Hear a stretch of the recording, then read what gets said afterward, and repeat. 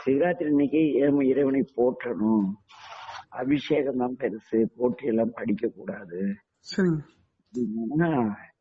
கடைசியில பார்த்தா அவன் பயங்கர அகலம் பண்ணிட்டு தர்க்கம் பண்ணிட்டு திடீர்னு போற்றி புகழ்ந்திருந்து மெய்யானார். இந்த ஒரு மரி மட்டும் எங்க சொக்கனார் எடுத்து கொடுத்தாரு. சரிங்க. போற்றி இறைவனை புகழ்ந்து இருந்தா சிவராத்திரியில பொய் கெட்டு மெய் ஞானம் கிடைக்கும். ஏனெனில் சிவராணம் சொல்லுது. அது அந்த சிவராணம் மறந்து போச்சு. திருமுறையில சொல்லியிருக்கு, போற்றி புகழ்ந்து இருந்து பொய் கெட்டு மெய்யானம். யாரு அப்படின்னுக்குள்ள அங்க ஒரு ஆதிசங்கர் ஸ்லோகம், ஆகா ஹூஹு முகஸ்துத்யா, இறைவனை ஆகா ஹூஹுன்னு முகஸ்துதியே பெருமானே இவ்வளவு கொடுத்துருக்கீங்க அப்படின்னா சொன்ன, சாமி பரவாயில்ல, இந்த ஆத்மாவாவது நம்ம படைத்தவர் கொடுத்ததை நினைக்குதேன்னு நன்றியோட சாமி மகிழ்வோடு நமக்கு அருள்வாராம்.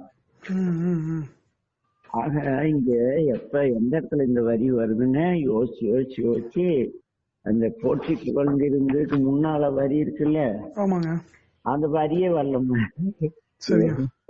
படிக்கணும் படிக்கணும் படிக்கணும். நானும் எவ்வளவு யோசிச்சு யோசிச்சு பாக்குறேன், எந்த இடத்துல இந்த போட்டி புகழ்ந்தே சிவராணத்துல எந்த ஸ்டான்ஸால வருது ஒன்னும் புரியல. எல்லாம் அப்படியே இருக்குல்ல. அங்க கள்ளப்புலக்குரம்பை ஒரு குழந்தை பக்கத்துல இருந்து சிவராணம் எதுவா படிச்சுட்டு இருந்தது.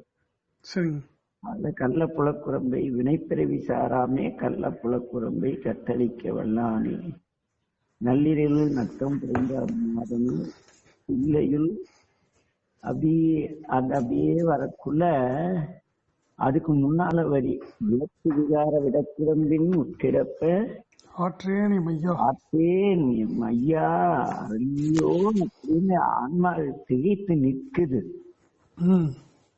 அது கரைசி. அதோட மணிவாச நான் படிச்ச நூலில் இந்த வரி வரைக்கும்தான் வரலாறு. ஓன்னு அப்படியே திகிச்சு நிற்கக்குள்ள பெருமான் போற்றி புகழ்ந்திருந்து, என்னை நீ போற்றி புகழ்ந்திருந்தால் உனக்கு பொய்கட்டு மெய்யாகும், மீண்டும் பிறவி வராமலே ஒரு மணிவாசகா அதை சேர்த்துக்கொள்ள அப்படின்னா. இன்னைக்கு இத்தனை வருஷம் கழிச்சு ஏண்டா போற்ற சொன்னாரு சிவராத்திரி? ஒரு முழு எதிரும் இறைவனை போற்றி புகழ்ந்து இருக்கணும். நன்றி கூறல்னா நன்றி வளத்துல 10,000 ரூபாய் கொடுத்துட்டாரா, எவ்வளவு போட்டோம், கஷ்டம் தீக்க கொடுத்தீங்க, அது இதுன்னு வேற்று விகார விடக்குடம்பின் உட்கிடக்க முடியாம தவிக்குமே பெருமானேக்குள்ள எனக்கு கரை சேர வழி காட்டுங்க, என்ன வரி தெரியலையேங்கக்குள்ள போற்றி புகழ்ந்திருந்தால் பொய் கட்டி மெய்யாகும் அப்படிங்கிற அந்த ஒரு ஸ்டான்ஸ இறைவன் எடுத்து கொடுத்தான். மணிவாச கன்டினியூ பண்ணிட்டாரு. போற்றி புகழ்ந்திருந்து போற்றி இறைவனை புகழ்ந்துட்டே இருந்தா என்ன ஆகும்? உண்மையான அறநெறி வாழ்க்கைக்கு போயிடுமா?